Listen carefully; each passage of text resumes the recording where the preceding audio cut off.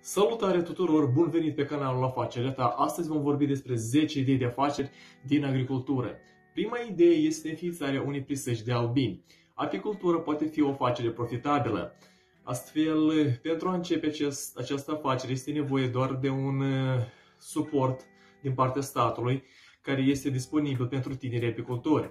Ce este bine de știut este faptul că această afacere poate fi începută cu un număr redus de stupi, cu un buget redus, astfel fie că ești student și ai terminat studiile și îți dorești ceva nou pentru activitățile tale, fie că ești pensionar și îți dorești un venit în plus, poți începe acest model de afacere.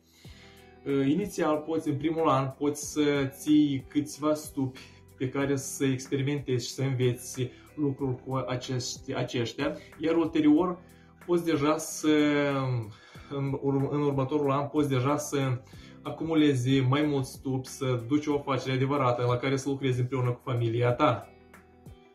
O altă idee care îmi place foarte mult este înființarea unei livezi de nuci.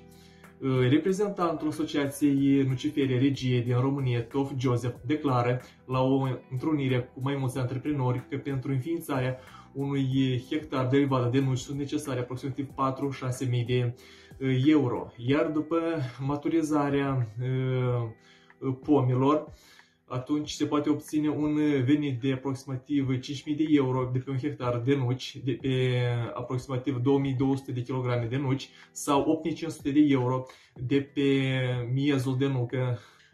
De asemenea, se știe faptul că pentru a gestiona o livadă de 5 hectare de nuci sunt necesare aproximativ 4 membri ai unei familii care pot cu ușurință să efectueze acest lucru. Coaja de nucă este de asemenea folosită în industria aviației, în farmaceutică, în cosmetică și în alte domenii. Deci această afacere oferă un șir de avantaje pentru cei ce posedă această afacere. Cultivarea căpșunului este o afacere profitabilă, consideră foarte mulți specialiști. Pentru a demara o astfel de afacere este nevoie de un spațiu restrâns de aproximativ 1 hectar de pământ. Și este necesar să plantați pe plantație aproximativ 40.000 de stoloni de căpșună, care vor costa în mediu 10.000 de euro. Dacă însă terenul este propice pentru cultivarea căpșunii, atunci se va utiliza o plantație de stoloni rezistenți la frig, care va costa aproximativ 20.000 de euro și va include 60.000 de stoloni. Pentru o plantație și mai intensivă, atunci se va utiliza 80.000 de stoloni plantați pe o suprafață de 1 hectar cu o sumă estimată la 26.500 de euro. Printre avantajele cultivării căpșunilor sunt spațiile relativ restrânse necesare pentru cultivarea acestei culturi. De asemenea, calitățile gustative au un caracter deosebit. Este bine cunoscut faptul că căpșunile sunt bogate în nutrienți și în vitamina C. De asemenea, căpșunile pot fi cultivate atât în câmp cât și în solare și în serie.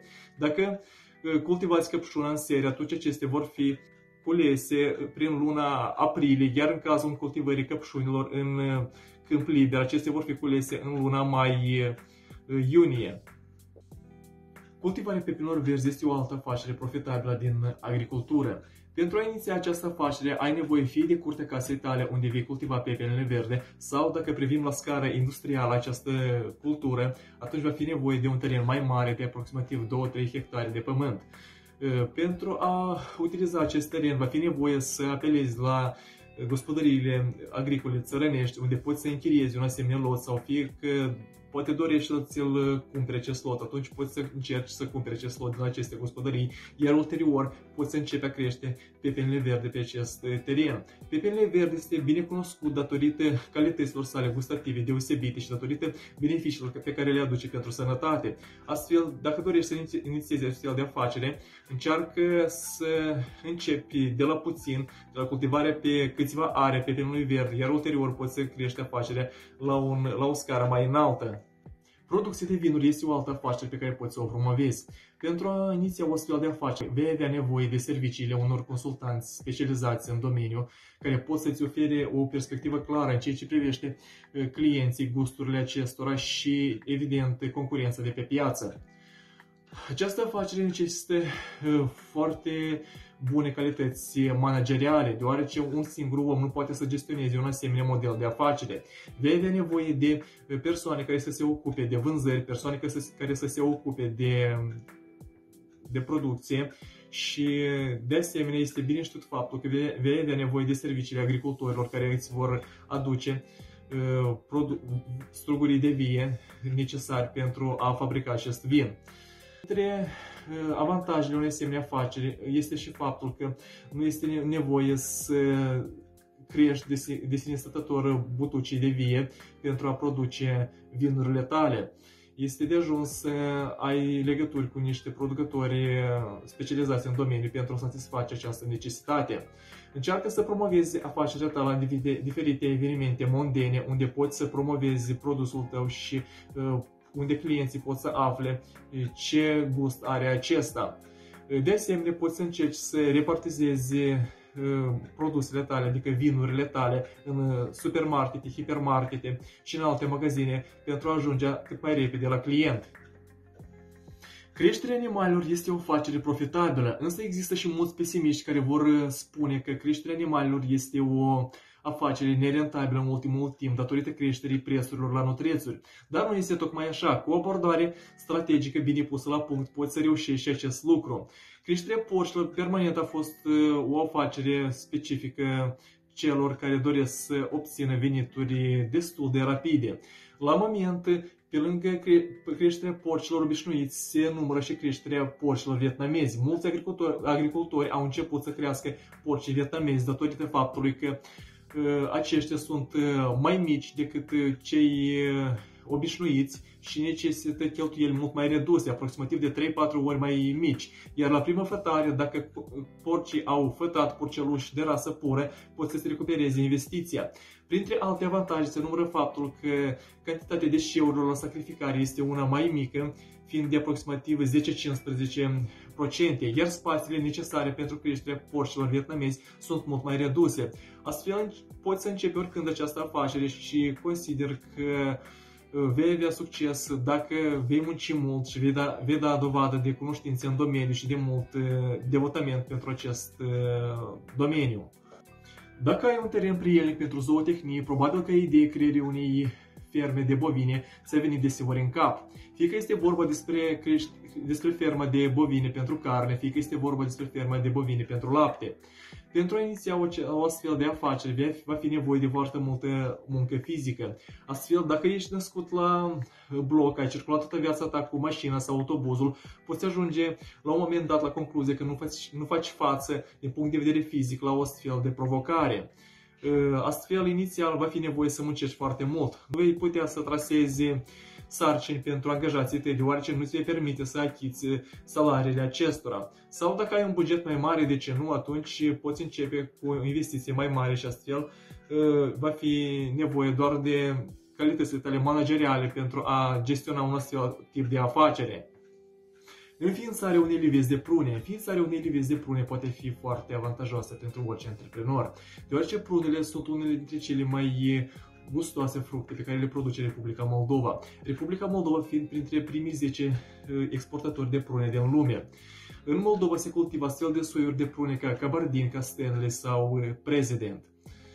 De asemenea, pentru această afacere sunt necesare investiții de aproximativ 4-5 mii de euro la hectar, însă livada de prune poate fi exploatată pe un termen foarte mare de aproximativ 20-25 de ani. Un alt avantaj îl constituie faptul că există piețe de desfaceri în Rusia și în Belorusia. De asemenea, există foarte multe companii sau firme locale care se ocupă cu procesarea prunelor sau cu exportul acestora în stare proaspătă.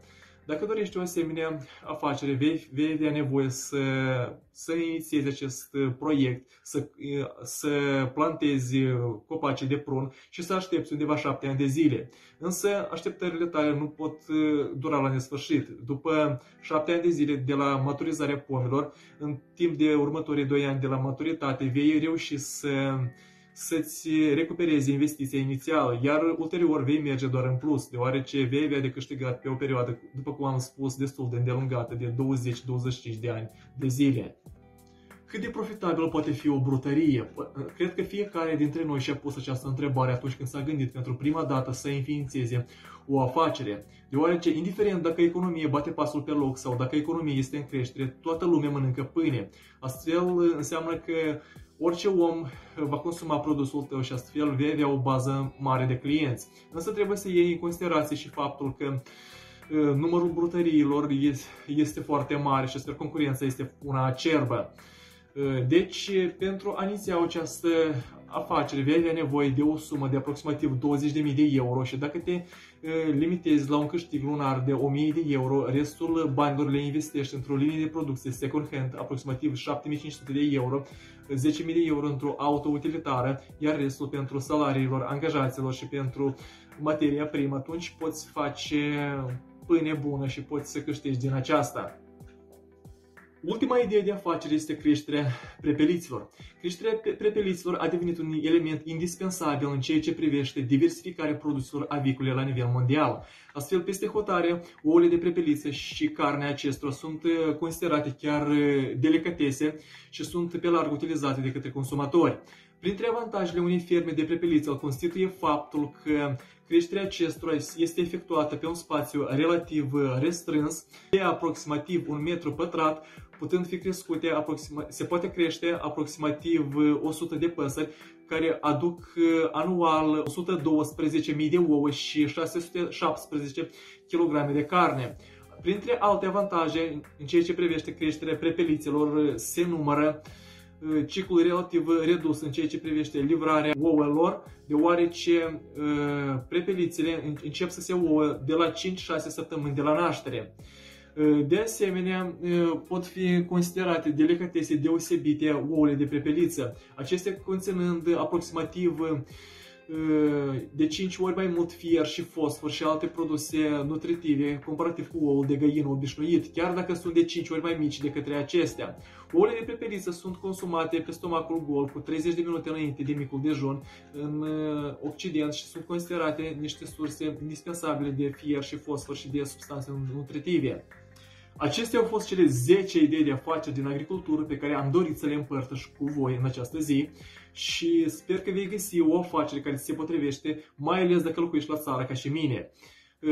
Repartajați acest video, puneți un like și ne vedem curând în celelalte filmulețe. La revedere!